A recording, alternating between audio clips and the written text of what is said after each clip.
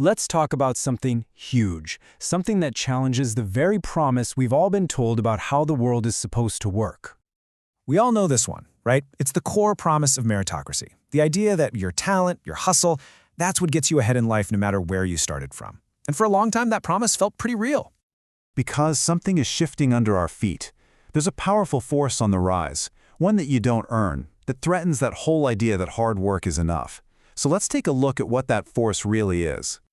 First up, we're diving into this fundamental clash that's reshaping our economy, the growing power of what you're given versus what you earn.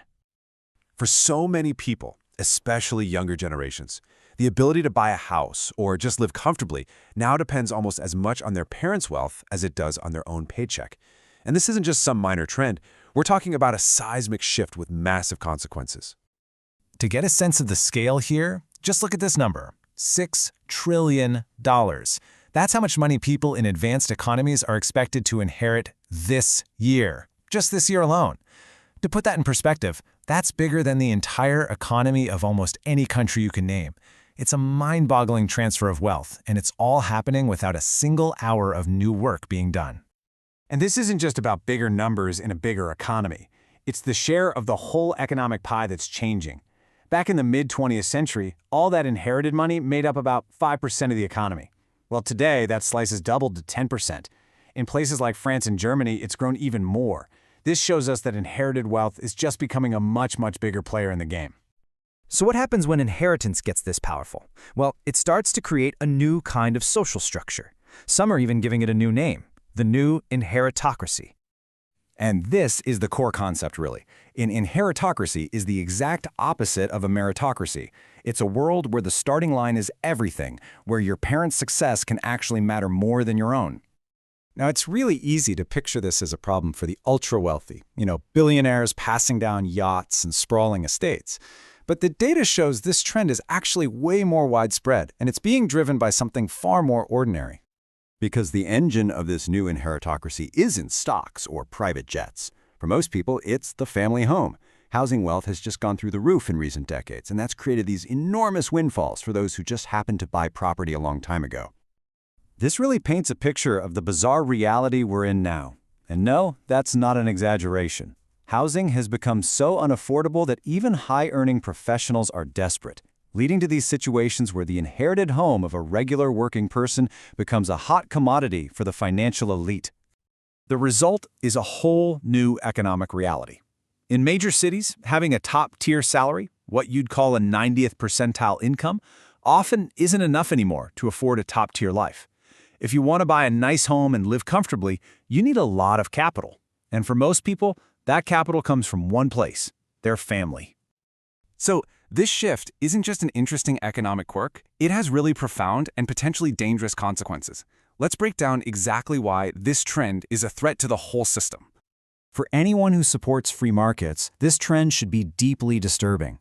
It creates what economists call a rentier class, people who get wealthy just by owning things, not by creating new value. They then have a huge incentive to protect their assets, like blocking new housing construction, which makes the affordability crisis worse for everybody else. Meanwhile, it can blunt the drive to work or innovate for those expecting a big inheritance, and it leaves behind a growing underclass of people who get nothing and feel like the system is hopelessly rigged against them. And this visual really drives home that growing divide. Looking at projections in the UK, the inequality is just startling. A full fifth of people are expected to inherit next to nothing. At the same time, a quarter of the population will get a life-changing windfall of over £280,000. It's become a lottery of birth. And here is the political fallout. When a comfortable life feels impossible to achieve through hard work alone, people lose faith in the system. They start to believe it's rigged, and that's when their support for mainstream ideas and political parties just starts to fade away, leading to all sorts of social disaffection. Okay, so we're facing a really urgent problem, but it's not hopeless. In our final section, we're going to explore some of the remedies being discussed for fixing this unbalanced system. Now, the most obvious tool you might think of is an inheritance tax, but these taxes tend to be so politically unpopular that governments have consistently weakened them with loopholes, or in some cases, gotten rid of them altogether. So that means we have to look for other remedies. The discussion really points to three key remedies. First, you have to tackle the problem at its source, housing supply. We need to build a lot more homes, especially in high-demand areas, to help reduce the insane price pressure. Second, implement more effective annual property taxes. This could discourage using homes purely as speculative assets. And third, the big one, focus on broad economic growth. A booming economy where wages are actually rising faster than asset values, well, that naturally shrinks how important old inherited wealth is. You know, the ultimate goal of all these ideas is actually pretty simple, and it brings us right back to where we started. It's about restoring that fundamental link between effort and reward, between your diligence and your prosperity.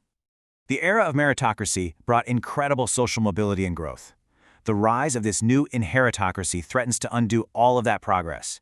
So the question for all of us is, do we have the will to make the changes needed to ensure that success is once again earned and not just inherited?